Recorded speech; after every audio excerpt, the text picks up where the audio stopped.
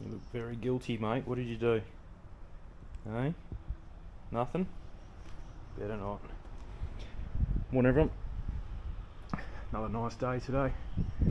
Zero cloud. Still going to get to 20, 29, 30 degrees, something like that. It's really unusual weather. It's only 20 at the moment. But yeah, it's really unusual weather for this time. We've got Anzac Day coming up. If you don't know what that is, just look it up. It's just we always go down every Anzac Day. They do a dawn service. It's on 25th of April, and we're currently about this first or second. I think it's second today. And my little niece is in the Army Cadets, so well, she's not little. She's like 15. So we always go down anyway. But since she's been in the army, we normally go to a different one.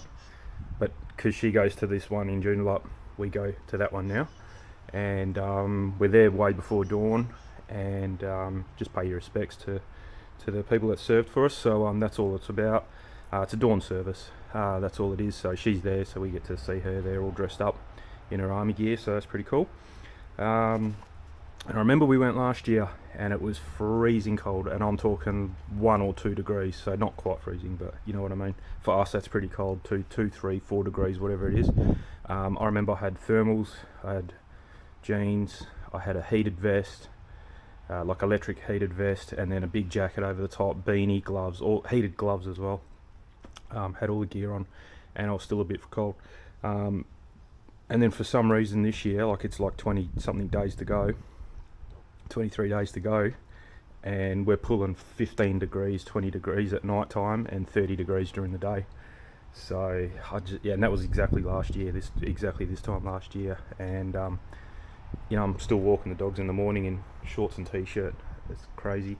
So I don't know what's going on with this weather.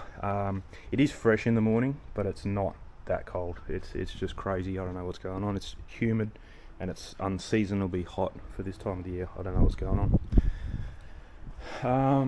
The old man come round on yesterday, I think it was a public holiday here yesterday for Easter. Oh, my coffee, better drink that before it gets cold. So we finished off. Tirana is all complete, except for one problem, or 2 problems, and this is what I mean. It was fine, and now it's broken again.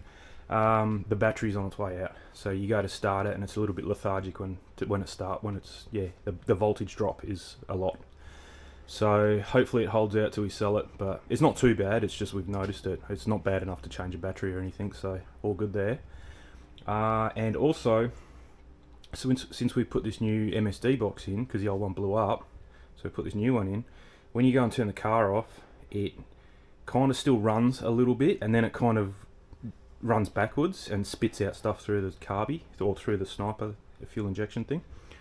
So it's getting a electrical signal that it shouldn't get, and one of the things to fix it, what I've been doing the last couple of weeks since we've been driving it, is when you turn it off, just let the clutch out, keep it in gear, and just stall it and let the clutch kind of stop the engine as you're turning it off as well. So not a proper stall, but just half on the clutch, just so there's a bit of tension on the clutch.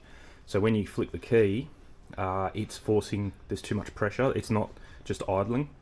So that seems to work. I was just reading yesterday that because it's an electrical thing, there's like residual power, and the MSD box doesn't need a lot of power for it to recognise that there's power there to keep running, and that's what's happening. It's taking too long, and it might only be a split second, and that's all it is. So someone else said you can actually put your foot on the brake, and the brake lights will draw the power out of the system quicker than what the MSD will use it, and that will have the similar effect as well. So if that's what it is, then we've got to put a diode in line. So yeah, it may not be going this Saturday, is what I'm trying to say, which is a shame. But the old man came around, so we've got a heap of stuff to throw out. That thing can go, I've cleared that out, that's going to get sold. That's just parts left over. They're going, because I don't need them.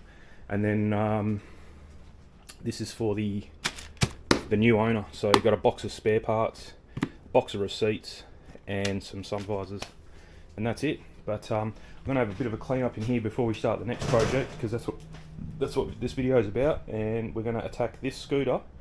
Took it for a ride on the weekend. Tip top. I've pretty much made my mind up. I'm going to sell this one. This one goes really good. The only thing holding this back is the range. Says you can do 70, and that's if you're like 60 kilos and you put it in eco mode and you don't mind doing 6 kilometers an hour. You'd probably get 70 k's. Most I've had out of it's about 45, 50, which is not bad. But me and my mate like to go on big rides of about 45, 50, 55 k's. So we need that just little bit more, just to tie us over, and then it'll be really good. So yeah, I'm pretty sure, because what we're going to do to that today is going to make that scooter redundant. So I've got it here. So let's have a look in here. Box of goodies. So we've got a charger. Box can go to the side, not in the bin just yet, but we've got a charger, some foam, some kind of lead, I don't know what, I won't know till I pull the scooter apart. And then we've got the star of the show. We've got nice big battery, 36 volt 10 amp hour battery. So I got it off eBay. They're on special. I've been watching them for a while. They were up near $400 with the charger and the bag. Although actually they were more than $400 if you got all this set up. They come down on special. They were down to just $290 I think it was all up. No, sorry, no, it was less than that. It was $230 for the battery, the charger, and the bag. These you can't so if you spend a bit more, you can tell them that you want XT60 connectors on there. That doesn't worry me because I can solder, so we'll just solder new connectors on, get rid of them. That's for charging, so we don't need to change that. So that plugs into the charger that way. I don't know what that is. I think that's to start making your own Y lead or something like that. But I've actually got this exact same cable, I'm pretty sure, if not a little bit thicker, it doesn't matter. So we'll keep that. That's going to have to get changed. And what I'm actually waiting for, but we can make a start on this, I've got I don't even know what the name of it is, but it's a little black box. It's not very big. It's got three pairs of cables coming out. So this battery connects to it, the battery that's in the scooter connects to it, and then it's got an output to the scooter controller. And that black box takes all the guesswork, because if you go and connect two batteries, these are the same voltage. So 36 volt, that's their nominal voltage. Fully charged, they're 42, I think, 42 volt. And if you just get a normal Y lead and go and connect them both together, and one's at 36 volt and one's at 42, you can do a fair bit of damage, because there's nothing limiting the current that's going from the full battery to charge this lower battery up. So you can do a fair bit of damage. If they're only half a volt, you can probably get away with it. I don't know what the limits are, but yeah, I did it to my last scooter. I had two batteries in that, and all I did was just charge them both up separately, put a multimeter on them. They were within points of a volt, like 0.1 or 0.2 of a volt, connected them together, and I never disconnected them again. So that's the way I got around it. This one's a little bit more complicated, so well, it's not. I just want it to be safe because I don't want to blow up a good scooter. So yeah, so I got this box, and the box kind of determines which battery's higher in voltage and uses that battery first, and then it kind of gets them to both the same, and then it combines them and drags them down. So if you want to, you can disconnect the battery at any time. Say you're not going on a big ride and you don't want to carry this battery, you can just disconnect it, keep it fully charged, whatever, put it in your backpack, leave it in the car, whatever you want, go for your ride and go, actually no, I do want to go a bit further, and that one might be almost flat. You can come back, connect it up, and off she goes. You've got a brand new battery. So that's a 10 amp hour battery, and that's a 15.3. So I've got more than double, yeah, more than half of another battery, not more than double, but yeah. So instead of 15.3, I'm gonna have 25.3 amp hours all up. So pretty good. So I think that'll work. So I haven't got that black box yet, and it is coming today. I don't know what time, but it's definitely coming today because it's from Amazon, and they're really good. What are these two doing? What are you doing? That is not for you to eat. Oh my god. These dogs. It was a good sponge. So yeah, so I'll flip it over. I'll put it up on the operating table there, and take the base plate off and start getting into it. My mate got exactly the same one, and just as we were coming back from a ride, we started from my place yesterday, the postie came and dropped the batteries off, so he's got his one already. I ordered them both at the same time. So he's got his one, he's already pulled his apart and having a look into it to see how we do it. So I've done it twice before, he hasn't done it before, so I'm hoping I can get mine finished before he gets his done, and then we can kind of send him some photos, because there is some foam, and I remember it on my first one. I think there's some foam in here, and you actually have to dig it out so that you can run your battery cable down. He's also saying that there's not enough room in the deck to keep that little black box in there, so that's okay, because all we do is run it here. So the battery and the bag's going to be attached here, and then that little black box can go in here. I'm kind of hoping it either fits in with the battery, because there is a bit of room in there. It's not like tight. So yeah, and it's not very big. Otherwise, there's that pouch there. So if it can fit in there, that'd be even better. And then you got a pass through for the wires, and then everything can come out of here. And then I hope you can see that, but yeah, there's a battery. You know, the wires can come through there, everything out of there. And then whatever is exposed, I've got some, probably won't use that stuff. I've got this stuff's a bit nicer. Some nice nylon wrap, and put some, I've got all different sizes of that. This stuff's probably the hardiest, but I don't really want to use that. Probably use that one, and a bit of heat shrink either end, keep it all nice and tidy. So yeah, if you are going to attempt this, you kind of need to know how to solder, I think, unless you can buy the one that has XT60 connectors. But even then, you're going to be pushing it to get the right lengths of everything, because I don't want too much wire. So I mean, even though, see, there's no point having that long. That only really needs to, you know, even stay in the bag or whatever. You could just pass it here and just have it there. So I might even cut them down. So it is handy if you know how to solder, 100%. It's not a hard skill to learn. I learnt it when I was a little kid, and I really haven't got any better since, you know, like, I don't know, it depends how much you solder, but it's not like you learn it when you're small and then you keep getting better and better. It's not like flying an aeroplane. It's just, you learn it, and that skill's with you for the rest of your life. You don't get any better after like 2 hours of doing it. It's super simple. All you need is a soldering iron, some solder. Most important thing is to get leaded solder. Don't get lead-free solder. It just doesn't solder properly. It's useless. Multimeter is pretty handy. We'll definitely be using that on this one, just to double check connections. Wires, I think it's in the top one. I've got to get it out. And XT60 wires, I have bought a heap of them. Not particularly for this job, but I ran out, and it's always handy to have. So I don't know how many we're going to need, but we'll just get 3 of each. So they come in pairs normally. So you got male and female pairs. And the way to know them, so this is kind of your hot end or your electrified end, because that's connected to a battery, so there is power there. So you definitely don't want to go using that one. I think that's the male end, and that's the female end. You can see the difference. I always call them opposite, because I always think that this one fits inside this one, but it's not. It's the prongs that count. So that's the male end, that's the female end. So you want the female end on your battery end, if that makes sense, because then you can't short it out anyway. You can't. It's all protected. So, and that's live. It won't once it's connected. And then this is your dead end, which would be if we were going to change the charging. Sorry, no, that would be live as well. What would be the dead end? Well, the dead end would be on the controller board, I suppose, coming off the controller. It's got no power in it because the battery's disconnected. Once you've pulled it, this is disconnected. There's no power, so that's your dead end, and that would be your live or hot end. So easy enough to know. Just got to think about it a bit. I hope you can see all that. Yeah.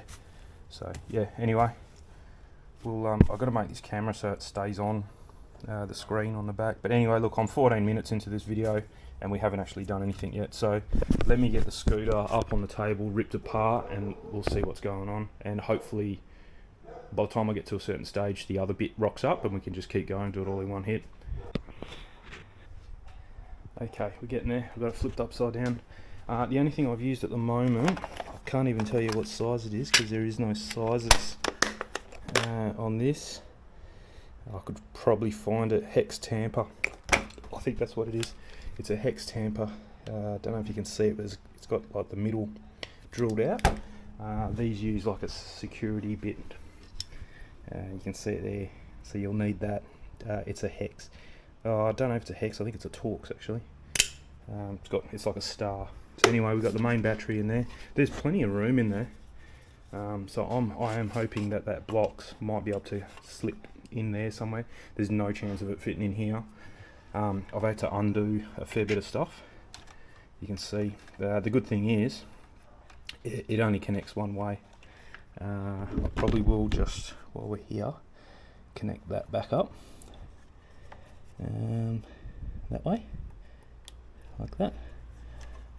And I did also, yeah, so that's your tail light, which all, yeah, but everything only goes back in one way.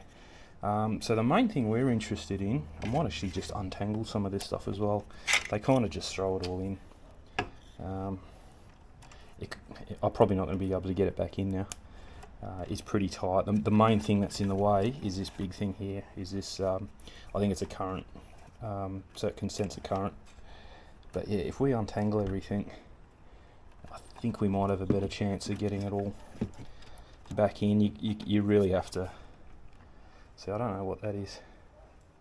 Why it's trying to measure current for those small little things. I'm pretty sure that's for the motor, but anyway. But that's amazing that these little wires can take... No, that's the motor wires there. I don't know, it doesn't matter. It's got a bit of hot snot on it, so I want to get rid of that.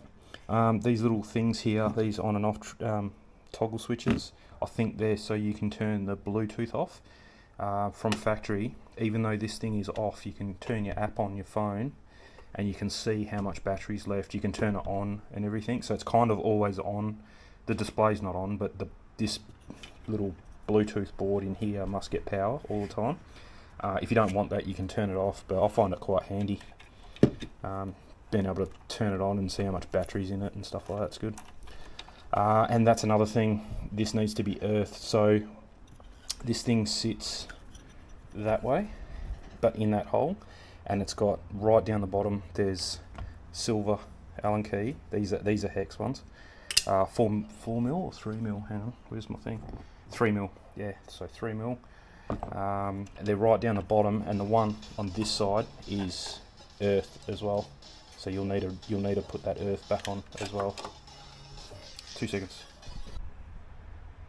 Yeah, that was Dad on the phone about the Toronto. He just didn't sit well with him yesterday when he left, that it wasn't turning off properly. So he's just talking about a few ideas. So I think he's going to come back next weekend, and we'll try and get a different power source. The ignition on wire has to go somewhere different.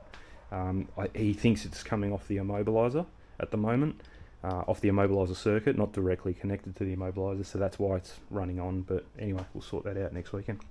So yeah, what I was saying is this thing's really tight, and it is screwed in from the bottom. So you've got 2 silver screws, one there, and this side is earthed. So you want to make sure that goes back on. That's going to be tricky because there's not a lot of room in there. But anyway, it doesn't matter.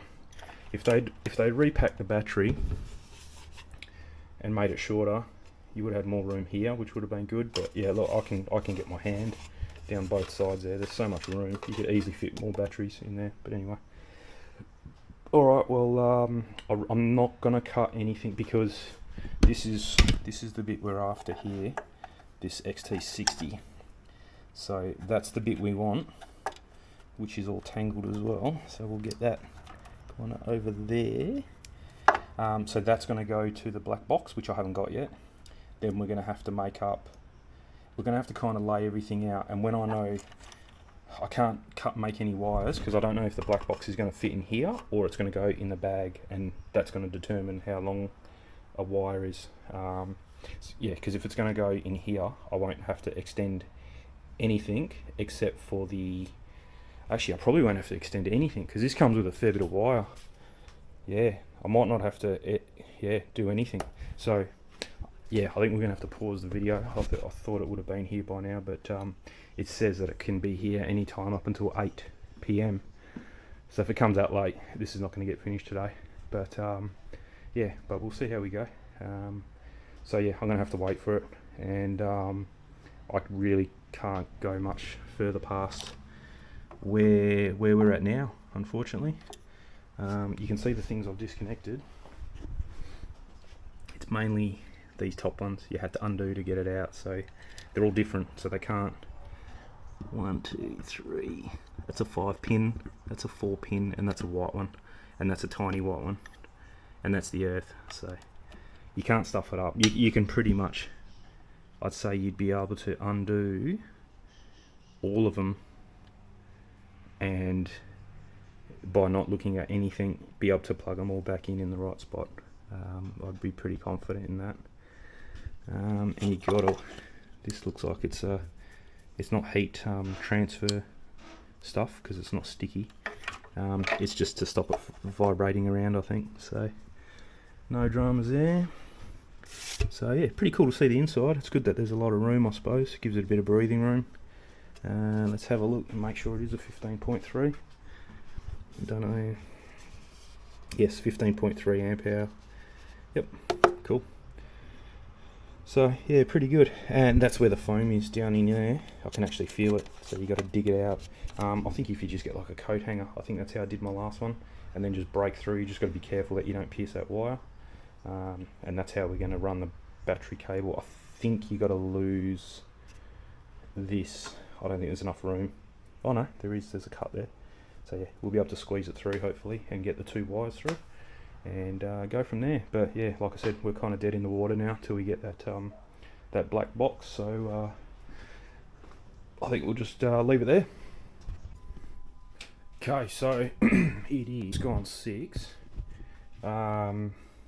It came, the box finally came about an hour ago. So I found out that it actually fits in here, which is kind of what I wanted. I didn't want it in the bag up there. So I've had to do a bit of trimming. So this is the wire from the original battery, positive, and wire from the original battery, negative. So you don't want those two ends to touch. I've cut it had one of these on there, cut that off and pulled it through. So now we're in this compartment, which is they're gonna connect to that. So before they go shorting out and causing damage, I'm gonna put a XT60 on. Okay, so I just cut off. Yeah, it's this one. So I've just cut off that one. That was off the original battery, which means I need to put that on the original battery, I think. Yes. So that'll go in there that way, like that. So that's going to go on there. So we'll do that first, so that way that is protected and can't short out and damage your battery. Okay, this might get a bit difficult to film, but I'll try my best. I'm just a bit limited on cord length for the soldering iron, and everything's kind of up in the air. I can't do it on a bench because it's all connected here, so it's going to get a bit difficult. But first thing is just get a bit of solder on the existing wire. First thing is, don't forget your heat shrink. Once you've soldered it, you've only got the one shot to put the heat shrink on. So yeah, just make sure that's all on. I've done the positive and negative with heat shrink. Just get it nice and hot, and then I've got my XT60 connector in this little jig thing. So I'll just fill up so it's got positive on that side and negative on that side. So you just got to make sure you get them the right way so everything matches. I just put you can't see it, but a little bit of heat on the joint. I just use that just so it's you don't want to put too much either, because if you put too much, it'll all squeeze out, and you're just wasting it and just making the joint harder. You just got more solder to. This is not going to work. And don't ever solder over a board, because if you drop solder, then you're going to short out on the board. Best case scenario is if you saw it happen and you can clean it up. Worst case is you didn't see it and you've blown the board up. Okay, that's got it. Just blow on it, and that's a nice joint. Give it a test. That ain't going anywhere. You got to say that ain't going anywhere, otherwise it will go somewhere. So now I'm even more limited for space because it's connected. So we'll just fill this. You might be able to see this one now. We'll fill that up. So just you can get it hot even from the back. It doesn't matter. It's just not the most comfortable, and that'll do. And now put the soldering iron back. Put that in. Oh, strip it first. So you don't want to strip too much. You only want to strip as much as what you're going to use. Otherwise, it just creates another weak point. It's not necessary. Put that in there. Solder. So I got my soldering iron set to 330 degrees. I don't know if you can read it there. And that seems to work. If you do really thick wire, then bump it up to 400. If you're doing thin wire, 250, 300. There you go. So you see I feed it in and then just leave it with no solder, and it all just sinks in that way. This is going to be a bit difficult. Go that way maybe. And then get the wire hot, and then that heat transfers to the plug, and you see it sink in there. You can see it's all molten. Take it away. See, I got a little bit too much solder, but that's okay. It's not too much. And then we'll just inspect. It's all good. Make sure nothing's touching. Put your heat shrink on like that, and then you can either use a heat gun or I'll just use one of these things. They seem to work. Just be careful with your fingers. I think I've mentioned it before. I get my heat shrink from AliExpress, and it's a 4:1 shrink ratio, which is good because you don't need so many different sizes of heat shrink, because it goes from 4 times. So if it's 8mm, it'll shrink down 4 times smaller than that. So you can use 8mm heat shrink or 6mm heat shrink on most of the wire sizes. And you can see there that shiny stuff. It's actually got hot glue. This is I think it's a marine heat shrink. So now it's totally sealed and waterproofed. So that's all good. Oh, it's warm in here, but I don't want to put a fan on because I don't like soldering when there's a fan on. I'm just going to get these connections done tonight. I won't have time to put it all back together, so we'll do that tomorrow morning. So yeah, that's good. So that's going to go to one of them, and you can, before you actually connect them, you can see that that's how the plug fits. I won't put it together, and we got red. I don't know if you can see there, but yeah, you got red up the top and red up the top on the other side, and black down the bottom. So we're all good. But I'm not going to connect that because I don't want this box to be live just yet. So next story, and I'm actually probably gonna because I've got to put that's going to be difficult doing it upside down. Anyway, I'll figure that out later. So now we've got to drill a hole through here. We'll make the cable up first though. So yeah, this wire is what came with the battery. I didn't need the end that was on it, so I got rid of that end, and I'm going to use my own end now. So this end now, doesn't matter which one we do, but we only can do one of them. So I think we want the end that is going to click into here. Yeah, so we'll do this end up now. So we're going to put that on that same fashion as doing that one. So put that in there. This one I will do up here because I've got the luxury of space now. And we'll put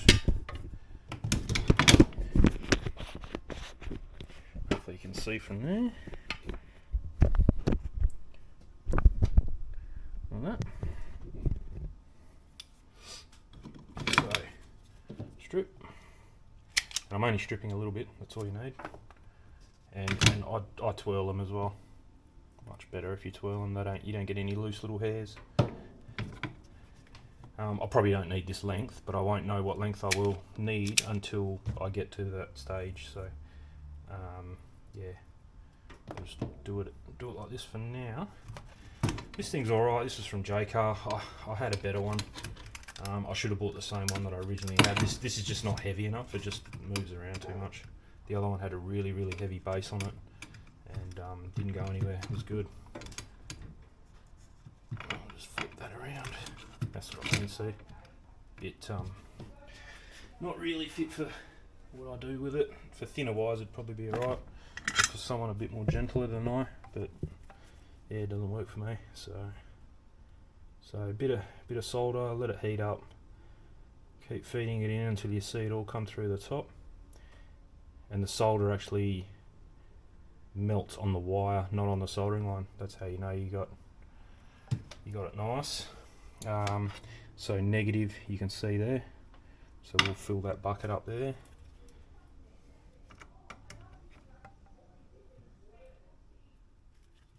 Like that. That's all it needs. And we don't have to worry about heat shrink because we've still got this open. So heat the wire up and let the heat go through to the plug. Don't heat the plug up first, because what happens is, there we go. So we've got liquid. Push it in, and that's it. Still a bit too much solder, but that's okay. If you go heating this bit up first, the actual nylon body of the plug melts before the wire gets hot. With thin wire like this, it's not too bad. It kind of happens pretty quick. But yeah, if you got really thick wire, it's a bit of a hassle. You end up melting plugs and all sorts of stuff, and you put you off soldering. But yeah, so if you are going to teach yourself to solder, don't start off with big thick wire. Just start off with little stuff like this. And we'll fill this bucket up. So I'll just stick the tip in, feed the solder in. That's probably a good amount there actually. It kind of looks like it's not enough, but it is. Like that.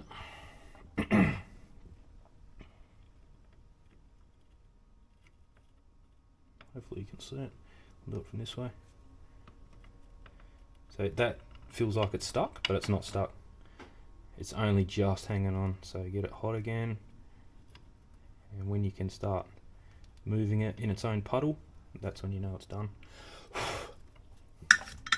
Okay. And that's another connection done. So we'll heat shrink.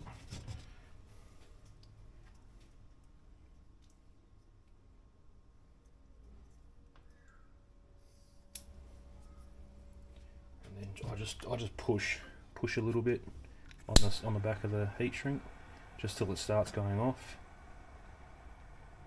Get it really shrinky. Push it up a bit more, and then let it come down from there. And once that glue goes, it's not moving again. That's what I like about this stuff. This heat shrink never moves. Yeah, and then just while it's still it's hot, so you gotta do it quickly, but just push them right up, and that's fully insulated now. So yeah, really all we got to do now is drill a hole through here. That has to stay on this side, and then we need, so yeah, that's that one.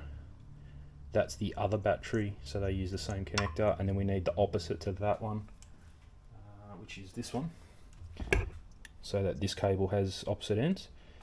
That is going to go on this cable after we drill the hole there, and then probably just leave a little bit of slack so because it plugs in this way, so there's no point going like that because then it won't be enough. So we probably want it to go about there, like that.